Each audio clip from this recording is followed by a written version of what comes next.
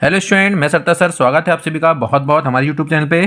तो स्टूडेंट्स आइए आज के इस वीडियो में हम निदानात्मक कक्षाओं हेतु मॉड्यूल सत्र 2023-24 कक्षा 9वीं विषय गणित यानी कक्षा 9वीं गणित विषय की जो निदानात्मक कक्षा हेतु मॉड्यूल आया है इसका हम सॉल्व करना आज से शुरू कर रहे हैं स्टूडेंट।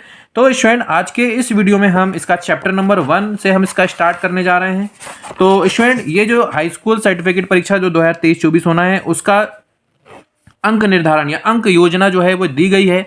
तो ये अंक योजना सभी विद्यार्थियों को पता होना चाहिए, तो आप ये अंक योजना को जरूर नोट कर लीजिए। चलिए स्टूडेंट हम ज़्यादा देर नहीं करते हैं और इसका जो चैप्टर नंबर 1 है संख्या पद्धति, आइए आज के इस वीडियो में हम संख्या पद्धति के जो 1 अंक वाले क्वेश्चन इस अभ्यास पुस्तिका में दिए गए हैं उसको हम सॉल्व करने जा रहे हैं। तो स्टूडेंट बस हम इतना ही रिक्वेस्ट करेंगे कि यदि आप हमारे चैनल को पहली बार विजिट कर रहे हैं तो चैनल को सब्सक्राइब जरूर करें और बेल आइकन दबाएं ताकि आसानी से हमारे वीडियो आप तक पहुंच सकें और आप मैथमेटिक्स को बिना किसी रुकावट के सीख सकें और कोई दिक्कत आपको ना आए। और स्टूडेंट हम एक बात और आपको कहना चाहेंगे कि हम रेगुलर वीडियो के माध्यम से इस पूरी बुक का है ना निदानात्मक कक्षा हेतु जो मॉड्यूल आया है इसका पूरा सॉल्यूशन आपको देने वाला है। तो ये स्टूडेंट जब हम पूरा सॉल्यूशन आपको देने वाले हैं तो आप बिल्कुल हमारे साथ जुड़े रहिए। रेगुलर 1 महीने में पूरा 1 महीने का हमने टारगेट बनाया है स्टूडेंट, क्योंकि आपके एग्जाम बहुत जल्द होने वाले हैं। तो पूरे 30 लेक्चर होंगे और 30 लेक्चर में लगभग 30 लेक्चर जो होंगे उसमें ये पूरी वीडियो पूरे गणित सॉल्व हो जाएगी। यानी जितने भी महत्वपूर्ण प्रश्न हैं इसमें सभी का समावेश है। यानी आपने यदि इस मॉड्यूल को सॉल्व कर लिया इसका मतलब है कि आपने गणित की लगभग बहुत अच्छी तैयारी कर लिया और फिर आप जब पेपर देने जाएंगे तो आप ये पाएंगे कि आपको गणित का पेपर बहुत मजा आएगा, बहुत आसानी से आप दे पाएंगे। चलिए स्टूडेंट ज़्यादा देर नहीं करते हैं, शुरू करते हैं। तो स्टूडेंट आज का हमारा जो टॉपिक है वो है संख्या पद्धति और संख्या पद्धति में सबसे पहले हम शुरुआत करेंगे स्टूडेंट अभ्यास प्रश्न में जिसमें जो वस्तुनिष्ठ प्रश्न होते हैं उसकी। चलिए आइए। तो स्टूडेंट प्रश्न क्रमांक 1 है सही विकल्प चुनकर लिखिए। तो एक परिमेय संख्या और अपरिमेय संख्या का योग या अंतर, यानी परिमेय संख्या और अपरिमेय संख्या को यदि हम जोड़ दें या अंतर मतलब घटा दें तो क्या मिलेगी हमको, कैसी संख्या मिलेगी। तो स्टूडेंट जब भी हम यदि अपरिमेय संख्या आई है तो अपरिमेय संख्या के साथ यदि जोड़ो चाहे घटाओ, चाहे वो परिमेय संख्या को जोड़ो चाहे अपरिमेय संख्या को जोड़ो, तो परिमेय और अपरिमेय को जब हम जोड़ेंगे तो हमको क्या मिलेगी स्टूडेंट, हमेशा अपरिमेय संख्या मिलेगी। क्या मिलेगी? अपरिमेय संख्या, है ना। ठीक है, कोई दिक्कत। चलिए अब यहाँ पर स्टूडेंट हमारे पास दूसरा प्रश्न है। तो दूसरा प्रश्न क्या है? दूसरा प्रश्न है कि सभी परिमेय तथा अपरिमेय संख्या को एक साथ लेने पर प्राप्त संख्याओं का संग्रह, यानी परिमेय और अपरिमेय संख्या को जब हम इकट्ठा कर देते हैं तो कौन सी संख्या मिलेगी। वो संग्रह जो है वो कौन सी संग्रह, वो संग्रह को क्या नाम दिया गया है? तो वो संग्रह जो है वो वास्तविक संख्या कहलाएगा। ठीक है, तो वो संग्रह क्या होगा? वास्तविक संख्या, जो ऑप्शन नंबर काय में है यानी वास्तविक संख्या जो होती है वो परिमेय और अपरिमेय संख्याओं का संग्रह होता है। ठीक है, चलिए अब तीसरा है दो परिमेय संख्याओं के बीच कितनी परिमेय संख्या होती है स्टूडेंट। तो दो परिमेय संख्या के बीच बहुत सारी परिमेय संख्या हो सकती है यानी अनंत। तो कहां दिख रहा है? ऑप्शन नंबर बा पे, इसका आंसर हो जाएगा ऑप्शन नंबर बा। चौथा है सबसे छोटी पूर्ण संख्या। तो स्टूडेंट पूर्ण संख्या कहां से शुरू होती है? 0 से। 0 1 2 3 डैश डैश डैश। तो सबसे छोटी पूर्ण संख्या क्या होगी? 0 होगी। कहां पर दिखाई दे रहा है हमको? सा नंबर पे, इसलिए इसका ऑप्शन नंबर सा सही होगा 0। ठीक है, चलिए अब आता है प्रश्न क्रमांक 2। प्रश्न क्रमांक 2 है रिक्त स्थानों की पूर्ति कीजिए। पहला है प्रत्येक वास्तविक संख्या के संगत संख्या रेखा पर एक खालिस्तान बिंदु होता है। तो स्टूडेंट जितनी भी वास्तविक संख्या होती है उसके संगत केवल और केवल एक बिंदु जो होगा वो मिलेगा। एक उस बिंदु को बोला जाता है अद्वितीय, है ना। उस बिंदु को क्या बोलते हैं? अद्वितीय बिंदु बोलते हैं। ठीक, कोई दिक्कत। चलिए तो चलिए स्टूडेंट दूसरा प्रश्न है हमारे पास। एक खालिस्तान संख्या, है ना, एक खालिस्तान संख्या का दशमलव प्रसार शांत या अनौसानी तथा शांत या अनौसानी तथा आवर्ती होता है। ठीक है, तो स्टूडेंट जब दशमलव प्रसार की बात आती है तो अनौसानी और आवर्ती, है ना, अनौसानी तो है लेकिन उसके साथ साथ अनौसानी आवर्ती है या अनावर्ती है, ये दो चीज देखना होता है। शांत है अच्छी ठीक है, लेकिन अनौसानी आवर्ती यदि है तो ऐसी संख्या जो होती है वो परिमेय संख्या कहलाती है। कौन सी संख्या कहलाती है स्टूडेंट? परिमेय। ठीक है, और अनौसानी अनावर्ती यदि होता तो ये अपरिमेय संख्या होती है। ठीक है, चलिए देखते हैं। तीसरा है एक अपरिमेय संख्या का दशमलव प्रसार। अब देखो ये अपरिमेय संख्या का दशमलव प्रसार की बात आ रही है, तो अपरिमेय संख्या का जो दशमलव प्रसार होता है वो होता है अनौसानी, है ना। अनौसानी तो होता ही होता है, लेकिन अनौसानी और या अनौसानी तथा आवर्ती नहीं होता, उसकी जगह में क्या आएगा, अनावर्ती, है ना। अनौसानी तथा अनावर्ती है तो वो अपरिमेय संख्या का दशमलव प्रसार होता है, और अनौसानी आवर्ती है तो वो परिमेय संख्या का दशमलव प्रसार होता है। ठीक है, चलिए अब इसके बाद चौथा है हमारे पास स्टूडेंट कि यहाँ पर लिखा हुआ है 100 की घात 1/2 और इसकी घात लिखा है 2, इसका मान बताना है। तो स्टूडेंट परिमेय घातांक के नियम ये कहते हैं कि यदि किसी भी संख्या की घात की भी घात है, ये घात और इसकी फिर से घात है, तो घातों का आपस में गुणा हो जाता है। तो यानी ये हो गया 1/2 गुणित 2, घात में ही होगा ना, घातों का गुणा जो होगा वो घात की जगह में होगा। अभी 1/2 और ये 2 है तो 2 एक कम क्या हो गया 2, या 2 से ये 2 कैंसिल हो जाएगा, है ना। तो 2 से 2 कैंसिल हो गया तो क्या बचा, यहाँ 2 एक कम 2 1 बचा। तो 100 की घात 1 का मतलब क्या होता है स्टूडेंट, 100, है ना। इसलिए इसका सही आंसर क्या आ जाएगा, 100। ठीक, चलिए अब तीसरा दिया है संख्या s को अपरिमेय संख्या कहा जाता है यदि इसे p/q के रूप में लिखा जा सकता है। तो ये सत्य है या असत्य, तो स्टूडेंट यदि p/q के रूप में लिखा जा सकता है तो वो परिमेय संख्या होती है या अपरिमेय, परिमेय होती है। और ये क्या कह रहा है, अपरिमेय, इसका मतलब है ये बात तो गलत हो गई, है ना। तो इसका मतलब है कि वो अपरिमेय संख्या नहीं हो सकती, क्योंकि यदि उसको p/q के रूप में हम व्यक्त कर रहे हैं तो वो फिर अपरिमेय संख्या नहीं हो सकती। तो इसका मतलब है कि ये बात गलत है, इसलिए क्या जाएगा, असत्य। ठीक, प्रत्येक पूर्णांक एक परिमेय संख्या होता है। तो जितना भी पूर्णांक होते हैं वो परिमेय संख्या होते हैं क्या, ये बिल्कुल सही है, क्योंकि पूर्णांक में क्या आते हैं, -1 -2 -3 0 1 2 3 4, ये सब क्या है, अपने आप पे परिमेय संख्या है। इसलिए इसका आंसर क्या आ जाएगा स्टूडेंट, सत्य आ जाएगा। चलिए, प्रत्येक अपरिमेय संख्या एक वास्तविक संख्या होती है। तो ये बिल्कुल बात सही है, क्योंकि वास्तविक संख्या में परिमेय भी होती है और अपरिमेय भी होती है, यानी सारी अपरिमेय संख्या आ जाएगी और सारी परिमेय संख्या भी आ जाएगी। तो इसका मतलब है कि ये बात बिल्कुल सही है, तो इसका आंसर आ जाएगा सत्य।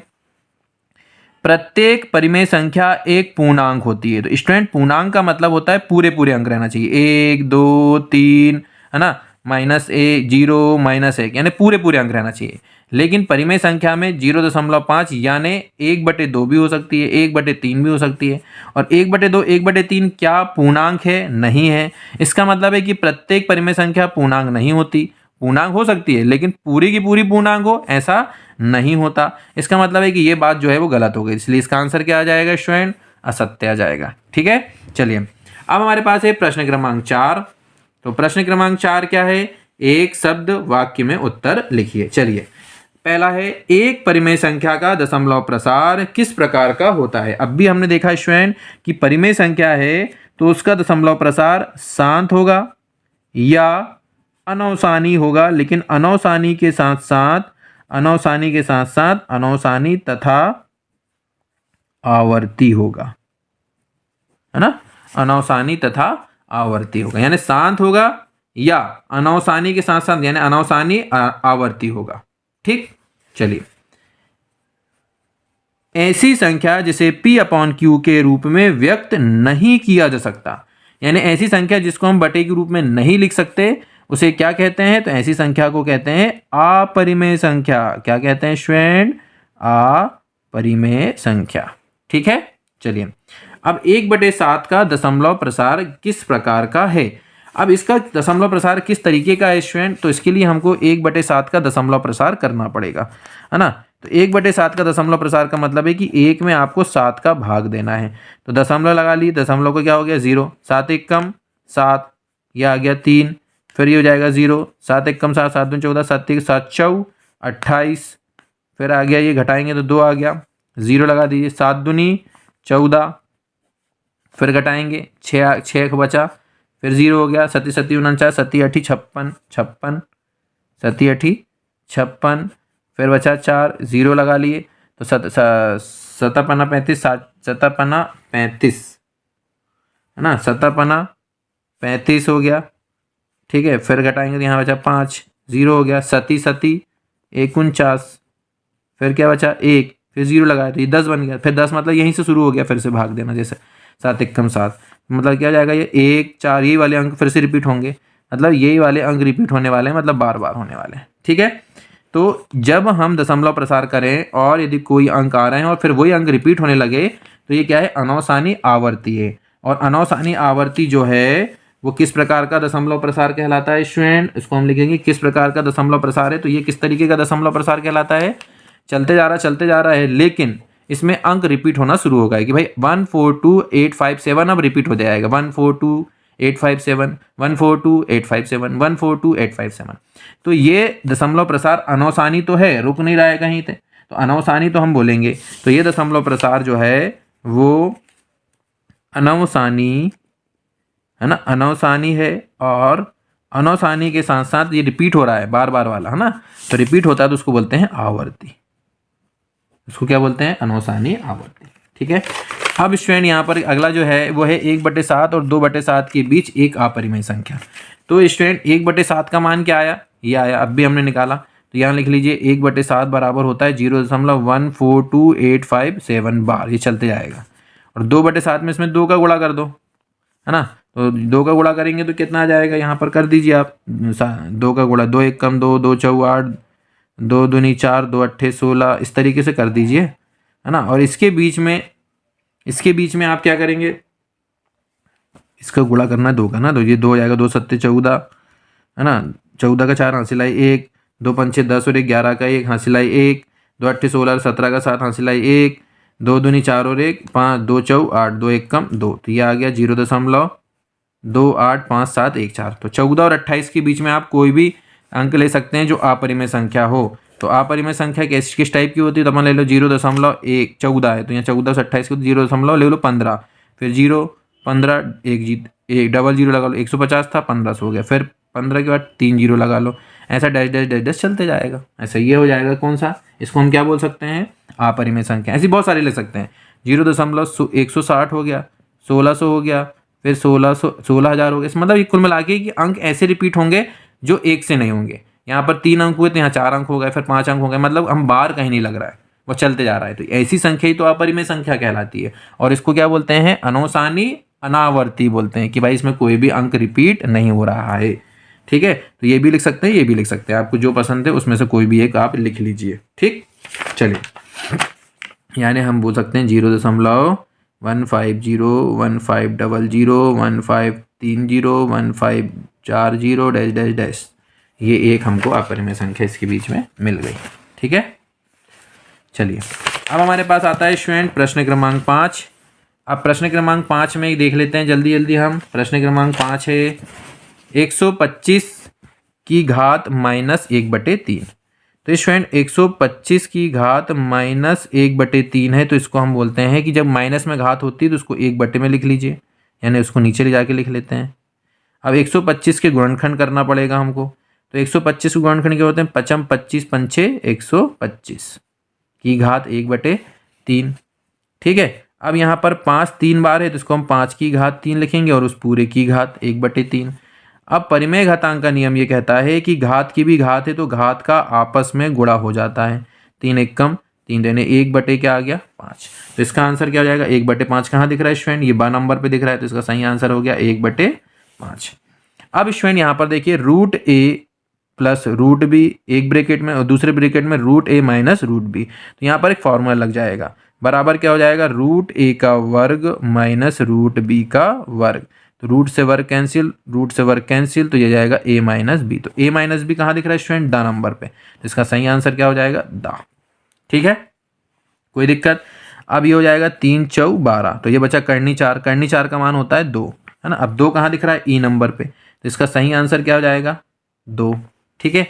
अब a की घात m और a की घात n, तो परिमेय घातांक का नियम ये कहता है आधार समान है तो घात को जोड़ दीजिए। तो a की घात m धन n कहाँ पर दिख रहा है, सा नंबर पे, तो इसका आंसर हो जाएगा सा। ठीक है।